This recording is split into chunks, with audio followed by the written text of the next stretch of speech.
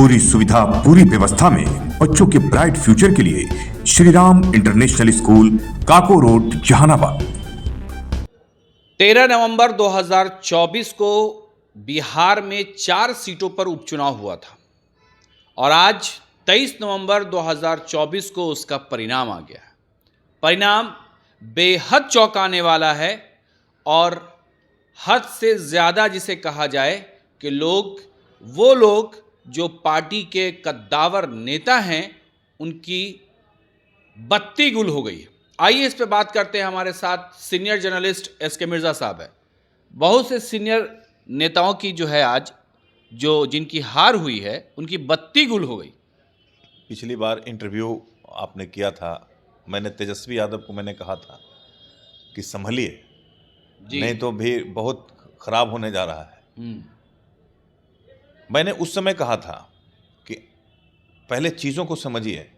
आप मुकेश सहनी को लेकर घूम रहे हैं, मुसलमानों को गायब किए हुए हैं, मुसलमानों को आश्वासन सिर्फ दे रहे हैं, मुसलमानों का वोट ले रहे हैं और मुसलमानों को कुछ उसका हिस्सा नहीं दे रहे हैं, उसका हक नहीं दे रहे हैं। मुसलमान पूरी तरह से, आप देखिए बेला में, देखिए आप कहीं भी देखिए, चारों सीट पर देखिए ना आप, क्या हुआ।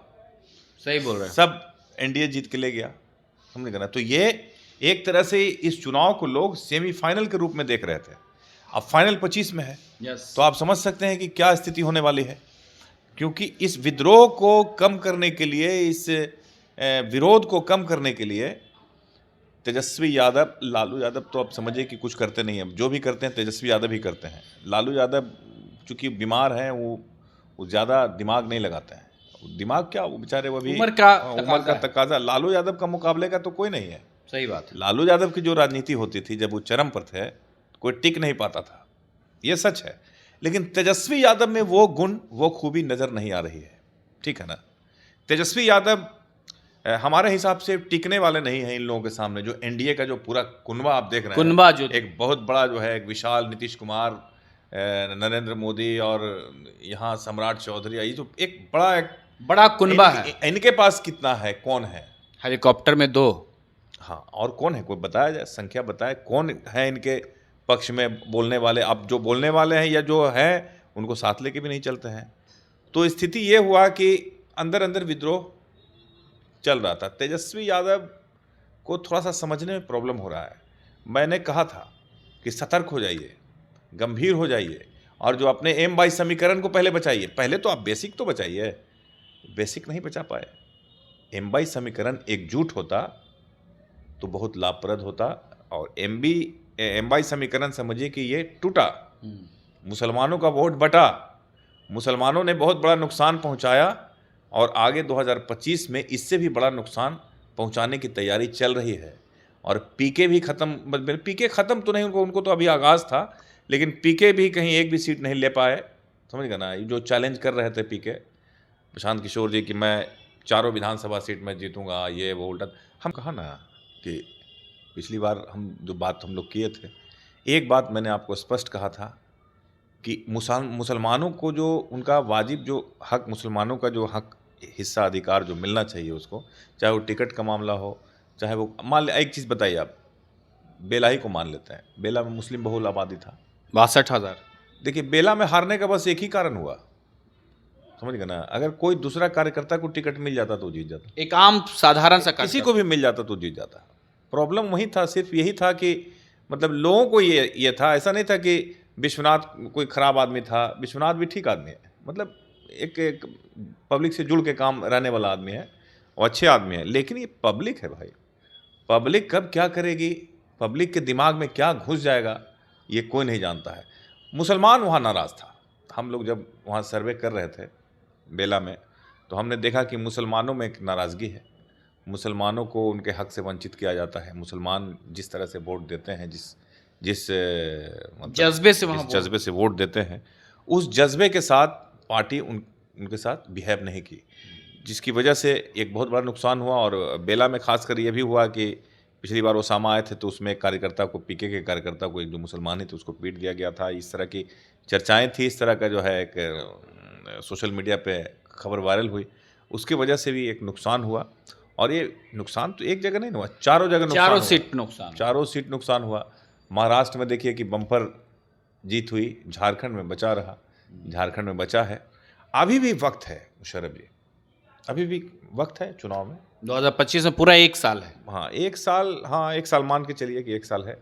1 साल है तो तेजस्वी यादव को इसमें भरपूर मेहनत और पूरा काम करना पड़ेगा। सबसे पहले उनको अपने एमबाई को बचाना होगा। जब जड़ ही नहीं रहेगा तो फिर आगे कहाँ बढ़िएगा। मेन तो जो जड़ है आपका, जड़ कमज़ोर हो चुका है, सिंधमारी हो गई उसमें। हाँ जड़ बिल्कुल, सिंधमारी बहुत जोरदार तरीके से हुआ है, चूहे ने कुतर दिया। अब चूहा आप कहिए चाहे आप जो कहिए, लेकिन जो है स्थिति यही है कि एमबाई समीकरण ध्वस्त हो गया। अब जो वाई जो मुसलमान जो हैं वो ऑप्शन खोज रहे थे, ऑप्शन उनको मिल गया जनसुराज के माध्यम से। अब लग रहा है कि नहीं, जनसुराज जो है कुछ नहीं, एक देखते हैं बदलाव करके, देखते हैं। इसी में जो है वोट इनका तितिर बितिर हो गया, मुसलमानों का वोट बट गया चारों तरफ। एमबाई जो है पूरी तरह से मुस्तैद नहीं रहा, जिसका कारण ये नतीजा निकल के आया कि ये चारों सीट गंवा बैठे। ये तो अभी सेमीफाइनल है, फाइनल में इसका अंजाम और भी खराब होने जा रहा है।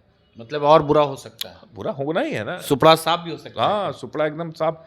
जिस उम्मीद से लोग यहाँ सोच रहे थे कि तेजस्वी यादव मुख्यमंत्री बनेंगे, वो तो अब हमको नहीं दिख रहा है। अब चूंकि अब मामला, लोगों को उम्मीद थी अगर ये 4 में 4 सीट निकाल लेंगे तो कुछ पाशा पलट भी सकता है। कर ही नहीं पाए ना।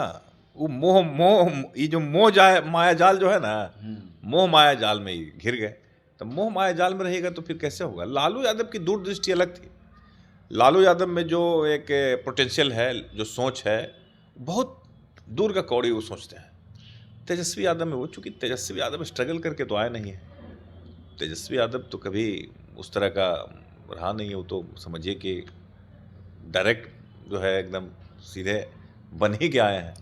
तो बन के आए हैं तो वो कहाँ से होगा। वो लालू यादव में जो बात है वो तेजस्वी यादव में हमको तो नहीं लग रहा है। अब आने वाले 2025 के चुनाव में हमें जो लग रहा है कि और इससे भी भारी नुकसान उठाना पड़ेगा। अगर अभी भी वक्त है, अगर इस पर वो काम करते हैं मुसलमानों के लिए, क्योंकि उनका माई समीकरण अगर आपको मजबूत है तब आप कुछ कर सकते हैं। माई समीकरण गड़बड़ाया तो आप पूरी तरह गड़बड़ा जाइएगा। और इस बार उपचुनाव में माई समीकरण पूरी तरह गड़बड़ होकर रह गया, धराशायी, जिसका नतीजा ये निकल के आया कि बिल्कुल सुपड़ा साफ हो गया। चलिए, अब तो खैर जो होना था सो हो गया। बहुत शिद्दत की, जिसे कहा जाए कि लोग को बहुत शिद्दत से इंतज़ार था कि आखिर 2023 तारीख को क्या होगा। और जो होना था सो हो गया कि 4 सीट पर जो है वो एनडीए गठबंधन की जीत हो गई। लेकिन खैर इसे सेमीफाइनल लोग मान रहे थे, और अब फाइनल यानी कि 2025 का जो बिहार का विधानसभा चुनाव है उसको अब महागठबंधन को देखना होगा कि हमारा माई समीकरण और हमारे जो ज़्यादा वोटर्स हैं उनको हम कैसे रिझाएं, कैसे उन्हें अपने पाले में करें। ये तो आने वाला वक्त ही बताएगा कि तेजस्वी क्या फैसला करते हैं। ईशा न्यूज़ को लाइक करें, शेयर करें, सब्सक्राइब करना हरगिज न भूलें। बेहतर शिक्षा सही मंजिल, रामकृष्ण परमहंस विद्यालय, affiliated to CBSE New Delhi, 10+2 तक मान्यता प्राप्त। बच्चों के स्वर्णिम भविष्य के लिए डायरेक्टर चंद्रभूषण शर्मा उर्फ भोला बाबू के निर्देशन में बच्चों की जिंदगी को सही राह दिखाता रामकृष्ण परमहंस विद्यालय, यानी बच्चों का ब्राइट फ्यूचर।